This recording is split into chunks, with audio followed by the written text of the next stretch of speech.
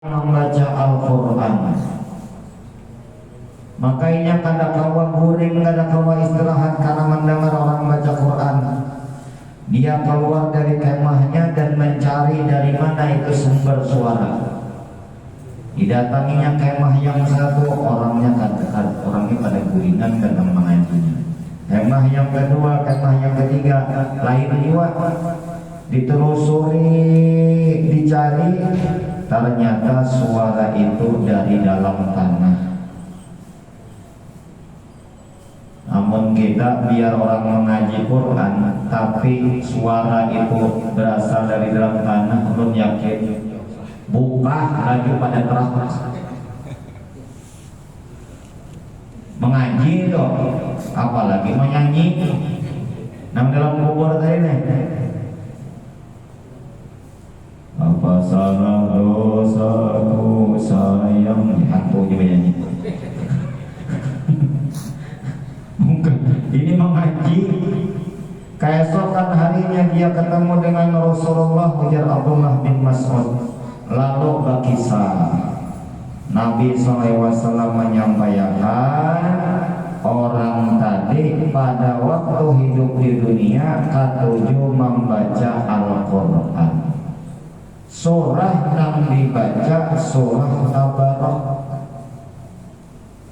Jamaah yang dimuliakan Allah SWT, salah satu amalan supaya kubur kita nyaman, supaya kubur kita luas, melebar seluas mata memandang, diberikan Allah cahaya yang terang benderang, ditiupkan Allah wewangian surga, dan kubur kita menjadi taman-taman surga.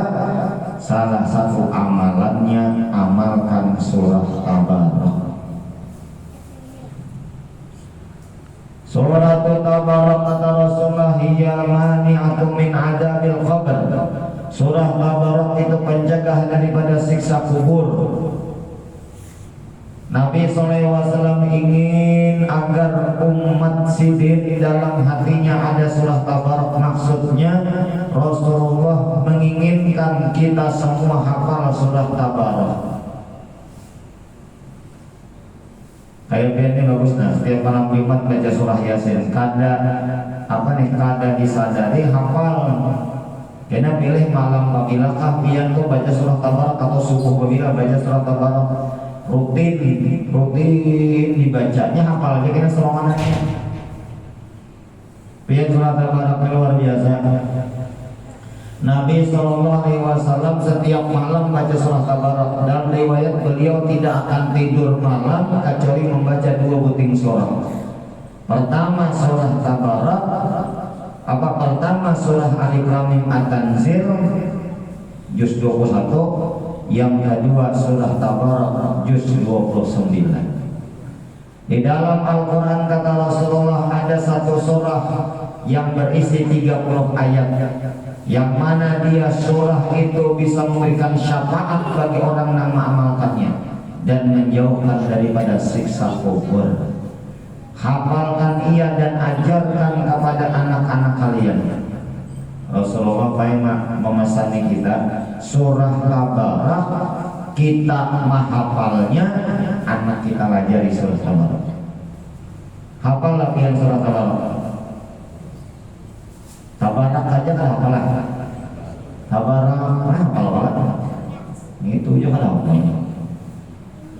Isinya analek. Nah, jadi mulai malam ini ayo kita biar membacanya terus habis maghrib ada pengajian, habis maghrib baca atau habis isya. Pokoknya setiap malam sebelum guring baca surah Tabarak. Omong subuh ada nama yang pinakan, bagus mana subuh. Baca doa Yasin, Tabarak, Waqiah, Idah, Tabarak 3 buting itu benar surahnya. Hanya oleh karena itu orang tua kita dulu itu kada ketinggalan itu.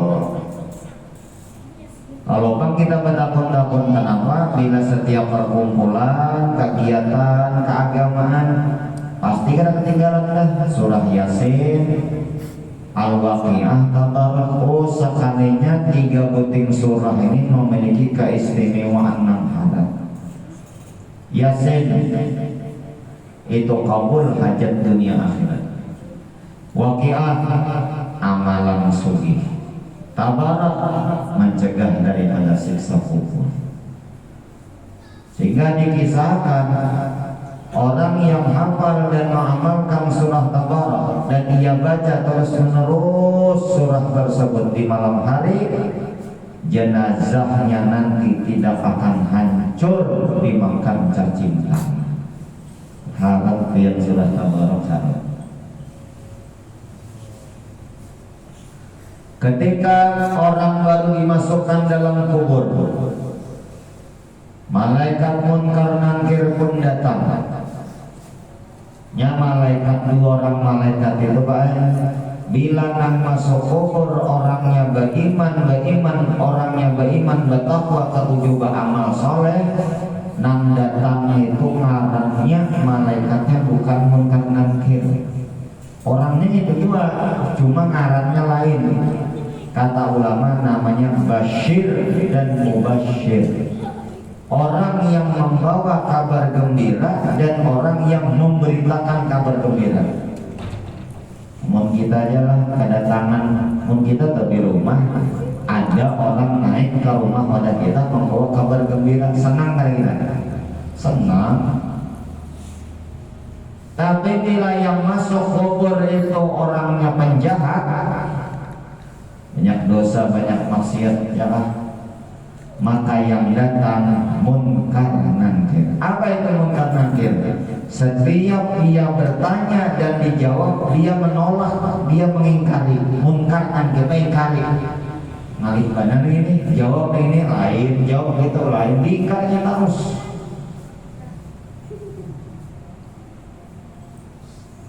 Ketika 2 orang malaikat tadi datang, kalau orang yang masuk ke dalam kubur itu orangnya nang mengamalkan, nang membaca surah Tabarak kata Rasulullah, langsung surah Tabarak itu langsung berada tampil di hadapannya, melawan akannya. Nyapa ayat Quran itu karena di akhiratnya berwujud laki-laki nang gagah nang gemas. Wah, ini kan ada kelihatan Quran, amal soleh, Quran seberatan yang baik-baik itu diwujudkan Allah kayak berupa manusia, tampilnya di hadapan, di kepala, di wajah, di tangan, di batis. Jadi malaikat nang Bashir, Mubashir atau munkar nangkir tadi kata kau parah. Ujar surah Tabarak, dia berbicara dengan munkar nangkir. Wahai 2 orang malaikat, sudah kalau ditakuni hamba Allah ini ujasnya. Kalau ditakuni ini, ujar malaikat ulun ini menjalankan tugas. Setiap orang yang masuk kubur kalau takuni ujar surah Tabarak beres sudah. Ujar munkar nangkir amun nakaito datangi pian Allah Ta'ala kepada supaya ulun kada menakuni hamba Allah Ta'ala ini. Maka datanglah surah Tabarak menghadap Allah Subhanahu wa Ta'ala dan ia berkata, Ya Rabb, Ya Allah, Ya Tuhanku, ampuni dosa-dosa si hamba itu, karena sidin membaca ulun terus siang malam, sidin mengamalkan ulun terus.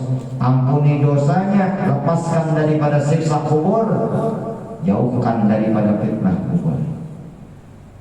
Ujar surah Tabarak, amun pian kada mengampuni dosanya, hapus saja ulun ini daripada kitab suci pian. Oh, malah mengancam surah Tabarak. Harap surah Tabarak melawan akannya. Nah, surah Tabarak melawankan kita nanti di kubur, kita juga lanjut membacanya. Bismillahirrahmanirrahim. Tabarakalladzi biyadihil mulku wa huwa 'ala kulli syai'in qadir. Alladzi khalaqal mauta wal hayata liyabluwakum ayyukum ahsanu amala wa huwal 'azizul ghafur. Alladzi khalaqa sab'a samawati tibaqan ma tara fi khalqir rahmani min tafawut. Farji'il basara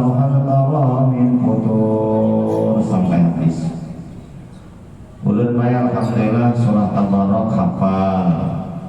Jadi membaca surah Tabarak